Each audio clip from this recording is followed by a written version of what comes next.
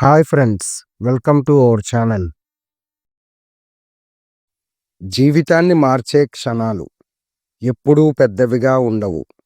ఒక చిన్న సహాయం, ఒక మంచి మనసే పూర్తి జీవితాన్నే మార్చేస్తుంది.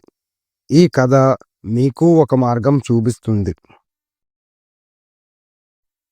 ఒక పట్టణంలో సూర్య అనే యువకుడు ఉండేవాడు. తెలివైనవాడు, చదువు ఉన్నవాడు, కానీ ఎప్పుడూ అసంతృప్తిగా ఉండేవాడు. ఈ ప్రపంచం నా కోసం కాదు, ఎవరూ నాకు సహాయం చెయ్యరు అని తరచుగా అనుకునేవాడు.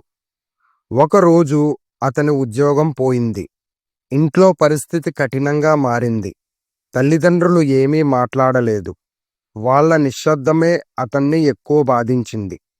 ఆ రోజే సూర్య ఊరి బయట చిన్న టీ స్టాల్ దగ్గర కూర్చున్నాడు. అక్కడ ఒక వృద్ధుడు వేడినీళ్ల బాటలు తీసుకెళ్లలేక ఇబ్బంది పడుతున్నాడు. చూసిన సూర్య మొదట పట్టించుకోలేదు. నా జీవితమే గందరగోళంగా ఉంది, ఇంకా ఇతరుల గురించి ఎందుకు అని అనుకున్నాడు.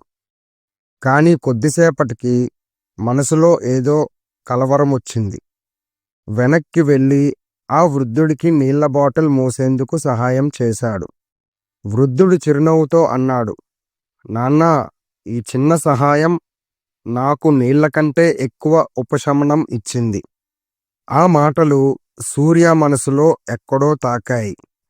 అప్పటి నుంచి రోజూ చిన్న చిన్న సహాయాలు చేయటం మొదలుపెట్టాడు సూర్య. బస్సులో సీటు ఇవ్వడం, రోడ్డు దాటే వారికి చేయి ఇవ్వడం, ఎవరైనా బాధలో ఉంటే వినడం. ఆశ్చర్యంగా అలా చేయటంతో తన మనసు కాస్త తేలికగా మారింది. కొన్ని రోజులకు అదే టీ స్టాల్ దగ్గర ఒక వ్యక్తి సూర్యతో మాట్లాడాడు. అతనికి ఒక చిన్న ఉద్యోగ అవకాశం ఇచ్చాడు.